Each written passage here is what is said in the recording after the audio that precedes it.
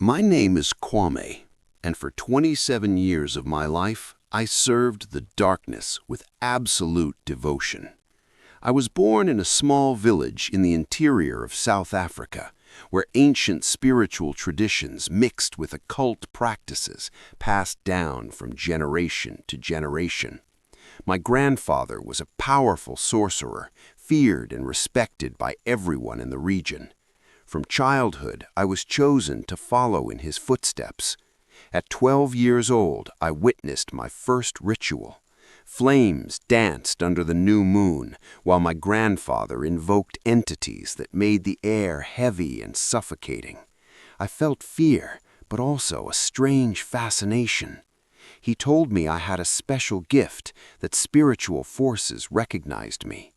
That night, I began my journey on a path that would lead me to the darkest places of human existence. During my adolescence, I deepened myself in Satanism. Not the theatrical Satanism of the West, but ancestral African practices mixed with modern occultism. I learned to invoke demons, to cast curses that destroyed entire families, to manipulate people through spells and bindings. My power grew each day, and with it, my influence.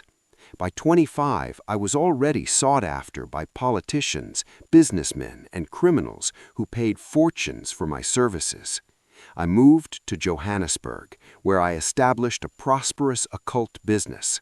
My house became a temple dedicated to Satan. In the basement, I maintained an altar where I performed animal sacrifices and black magic rituals.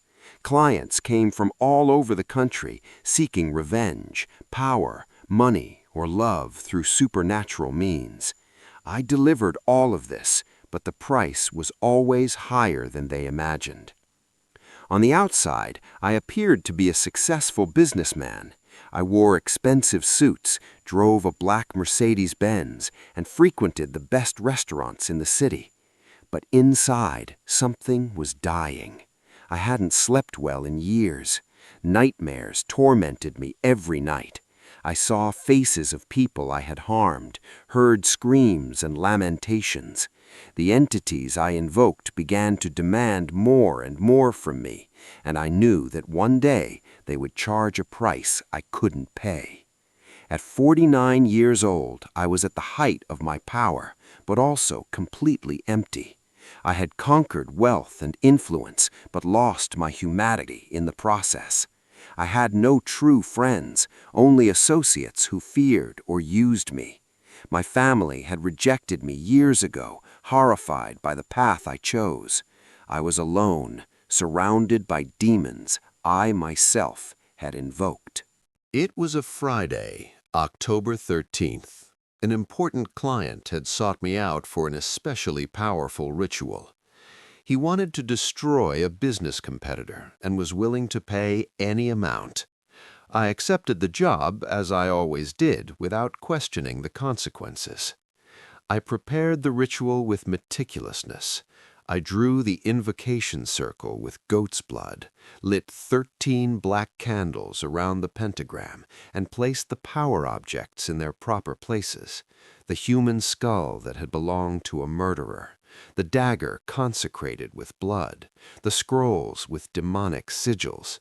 Everything was ready to invoke one of the most powerful and dangerous entities I had ever contacted. I began the ritual at midnight. I recited the incantations in ancient languages, calling upon the forces of darkness. The air became freezing, so cold I could see my own breath. The candles flickered violently, though there was no wind. Shadows began to move on the walls, taking grotesque and threatening forms. Then I felt the presence. It was something massive, oppressive, that sucked all the energy from the environment. A cavernous voice echoed in the basement, not through the air, but directly in my mind. "You have called me, Kwame. Now you must pay the price." I froze. In all my years of practice, I had never felt anything so terrifying. This entity was different from the others.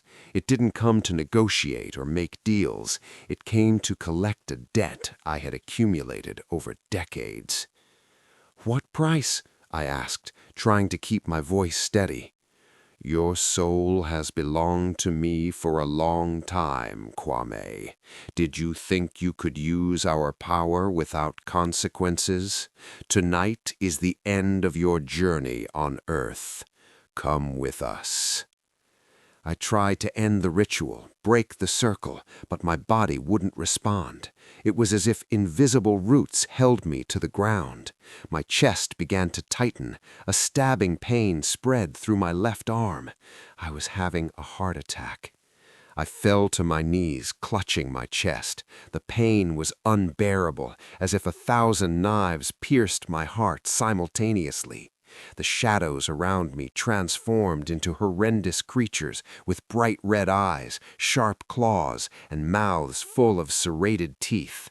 They approached, laughing with a blood-chilling sound. "Please," I begged for the first time in decades, pleading for mercy. "I don't want to die like this."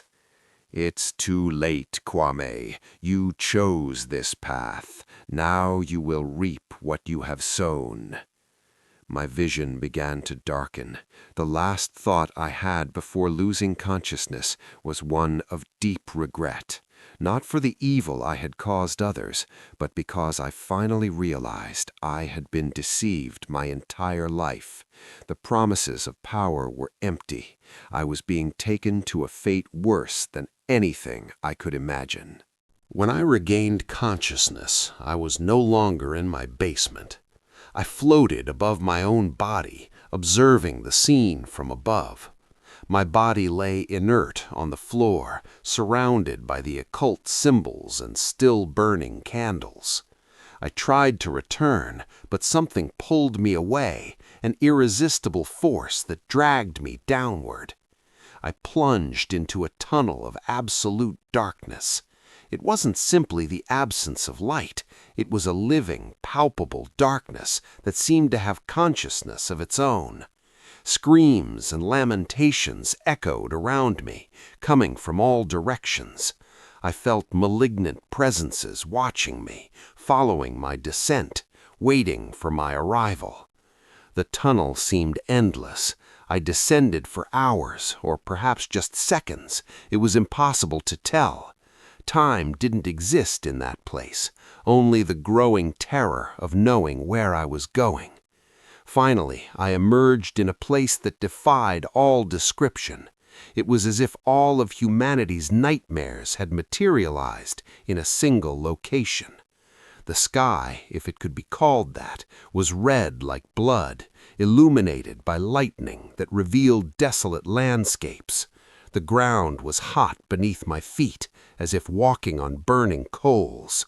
Around me, I saw countless tormented souls, people screaming in agony, their faces contorted in expressions of eternal horror.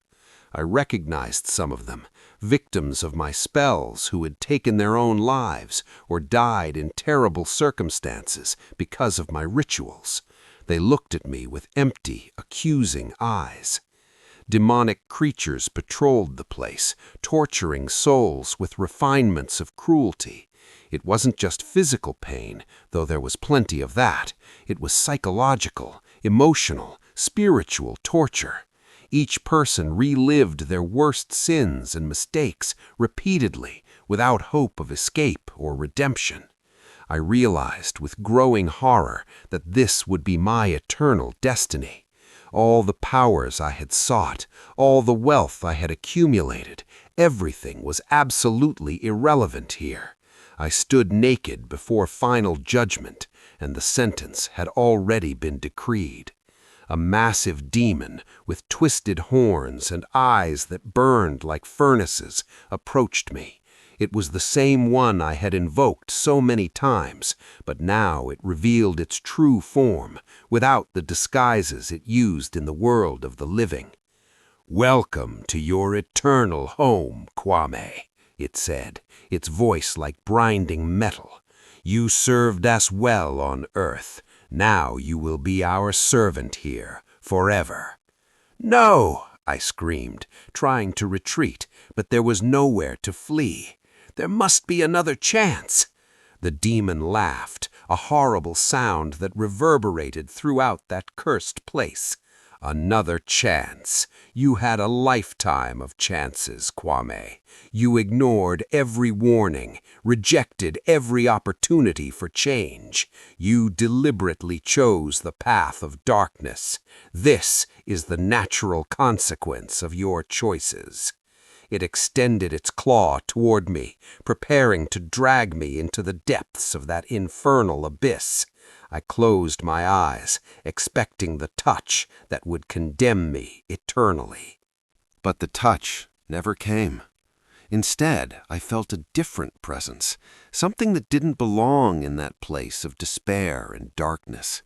It was like a gentle breeze in the midst of a hurricane, a note of pure music amid chaos. I opened my eyes and saw something impossible. A light began to shine in the blood-red sky. It wasn't a natural light. It wasn't like the sun or stars. It was a living light, full of love and compassion, so different from everything that existed in that place that it seemed like blasphemy. The demons around me began to squeal and retreat. The massive demon that was about to grab me covered its eyes, as if the light burned it. The tormented souls stopped screaming for a moment, looking up with a mixture of hope and disbelief. The light descended, becoming brighter and more intense. I should have been blinded by it, but instead I felt peace for the first time in decades. The light took form, and I saw a figure walking toward me. He was a man, but at the same time much more than that. His garments were white as snow. His face radiated love and authority. His eyes, when they looked at me, seemed to penetrate to the core of my being, seeing every thought, every action, every secret I had ever kept. But unlike the accusing gaze of the demons, this gaze was full of compassion. I knew who he was. Despite having spent my entire life denying him, blaspheming against him, and serving his enemy, I knew Jesus Christ stood before me. I fell to my knees, not by force, but by spontaneous reverence. Tears began to stream down my face, tears of shame, regret, and surprisingly, relief. "Lord," I stammered, barely able to form words, "I don't deserve. I dedicated my life to rejecting you, to serving your enemy, to doing evil. Why are you here?" Jesus extended his hand toward me. In the palms of his hands I could see the marks of the nails, the scars of crucifixion. Those marks represented everything I had denied and mocked during my life. "Kwame," he said, and hearing my name on his lips, I felt as if I was being truly known for the first time. "I came because there is still time. Your life on earth has not yet ended. I am giving you a choice you never offered others, a chance to start over." "But Lord," I protested, "I did terrible things. I destroyed lives, served demons, rejected all that is holy. How can there be redemption for someone like me?" Jesus knelt beside me, placing his hand on my shoulder. The touch was indescribable, as if all the love of the universe was concentrated in that simple gesture. "Kwame," he said, "no sin is greater than my forgiveness, Kwame. No darkness is deeper than my light. I came to seek and save the lost. You were lost, but now you can be found. You were dead, but you can live again." "What do I need to do?" I asked, desperate to grasp that impossible offer of salvation. "Choose me," he replied. "Reject the darkness you served. Return to life and tell the world what you saw here. Show others who follow the path you followed that there is hope, that there is redemption, that there is a God who loves even those who rejected him." I looked around. The demons cowered in the shadows, powerless before the presence of Christ. The tormented souls watched me, and in their eyes I saw a silent warning. Don't waste this chance that we didn't have. I turned my gaze back to Jesus. I choose, Lord, I choose you. Forgive me for everything I did. Save me from this darkness. I want to live for you, serve you, tell others about your mercy. Jesus smiled, and that smile was like sunrise after an endless night. Then return, Kwame. Return and live a new life, but always remember what you saw here, and remember, I will be with you every day until the end of time. Suddenly, I was back in the tunnel, but this time ascending instead of descending. The light of Christ enveloped me, protected me, guided me back. The screams and lamentations were left behind, replaced by a sense of peace and purpose. I opened my eyes and was looking at the ceiling of my basement. Paramedics were around me, working frantically. Someone shouted, "He's coming back! We have a pulse!" My body was in agony. Every muscle ached, but I was alive. More importantly, I was alive with a completely new purpose. I spent 3 weeks in the hospital. The doctors said it was a miracle I survived. My heart had stopped for almost 10 minutes. Technically, I was dead. But they didn't know what really happened during those 10 minutes. When I was discharged, the first thing I did was return to my house. I looked at the basement where I had performed so many dark rituals, where I almost lost my soul eternally. With determination, I began to destroy everything. I broke the altar, burned the black magic books, destroyed the power objects. Each item I eliminated was like removing a weight from my chest. I sought out a church. It was strange at first, being in a place dedicated to light after spending so much time in darkness, but I felt the presence of Jesus there, the same presence that saved me from hell. I spoke with the pastor, told my story. He cried with me and helped me take the first steps in my new journey. I was baptized 3 months later. When I emerged from the water, I felt as if I was truly a new person. The old Kwame, the Satanist, the sorcerer, the servant of darkness, was dead. I was born again as a child of God. In the following months, my life changed completely. I sought out every person I knew I had harmed with my spells. I asked for forgiveness, offered restitution where possible. Many rejected me, and I didn't blame them, but some, surprisingly, forgave me. Seeing tears of forgiveness in the eyes of those I had wounded was one of the most humbling and liberating experiences of my life. I dedicated myself to studying the Bible with the same intensity I had previously dedicated to black magic books. I discovered truths that transformed my understanding of everything. Real power didn't come from manipulating dark spiritual forces, but from submitting to the God of the universe. True freedom wasn't in dominating others, but in serving with love. The church pastor encouraged me to share my testimony. At first, it was terrifying. Standing before a congregation and confessing the horrible sins I had committed required a courage I didn't know I possessed. But when I saw young people in the audience crying, people who were involved with the occult reconsidering their paths, I knew this was my calling. In the following months, my life changed completely. I sought out every person I knew I had harmed with my spells. I asked for forgiveness, offered restitution where possible. Many rejected me, and I didn't blame them, but some, surprisingly, forgave me. Seeing tears of forgiveness in the eyes of those I had wounded was one of the most humbling and liberating experiences of my life. I dedicated myself to studying the Bible with the same intensity I had previously dedicated to black magic books. I discovered truths that transformed my understanding of everything. Real power didn't come from manipulating dark spiritual forces, but from submitting to the God of the universe. True freedom wasn't in dominating others, but in serving with love.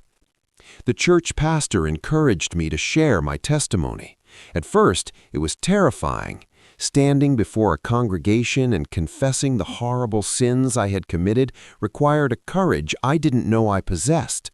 But when I saw young people in the audience crying, people who were involved with the occult reconsidering their paths, I knew this was my calling. Today, years after that fateful night, I travel throughout South Africa and beyond, telling my story. I visit schools, churches, prisons, any place where people need to hear that no matter how far you've gone into darkness, the light of Christ can reach you. I reconnected with my family.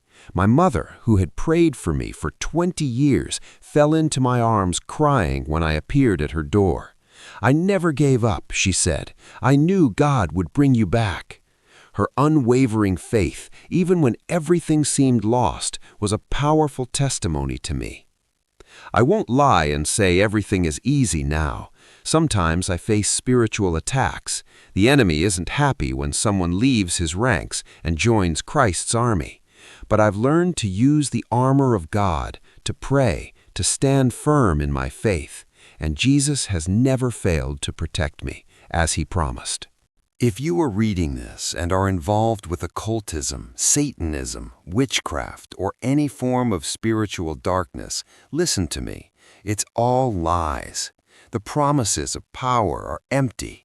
The price is your eternal soul. I saw what awaits those who reject Christ and choose to serve darkness. It's real, it's terrible, and it's eternal. But I also saw the mercy of God. I saw that he loves even the worst sinners. I saw that no sin is too great for his forgiveness. If he can save someone like me, a dedicated Satanist who caused so much evil, he can save anyone. Don't wait to have a near-death experience to make the right choice. You may not have the second chance I had. Jesus is calling you now, at this moment. He is extending his hand, the hands marked by the nails he endured for you, offering forgiveness, redemption, new life. All you need to do is choose. Reject the darkness, accept the light. Give your life to Christ. It's not too late. While you breathe, there is hope. While your heart beats, there is a chance for change. I was Kwame, the sorcerer, the Satanist, the servant of darkness. Now I am Kwame, Son of God, servant of Christ, witness of his mercy. If he can transform my life, he can transform yours too. The choice is yours. Choose wisely. Choose life. Choose Jesus. This is my story, my testimony, my warning, and my message of hope. May it reach those who need to hear it. May it save souls from darkness, and may it glorify the name of Jesus Christ, who died so that all of us might live. For God so loved the world that he gave his one and only Son, that whoever believes in him shall not perish, but have eternal life. John 3:16.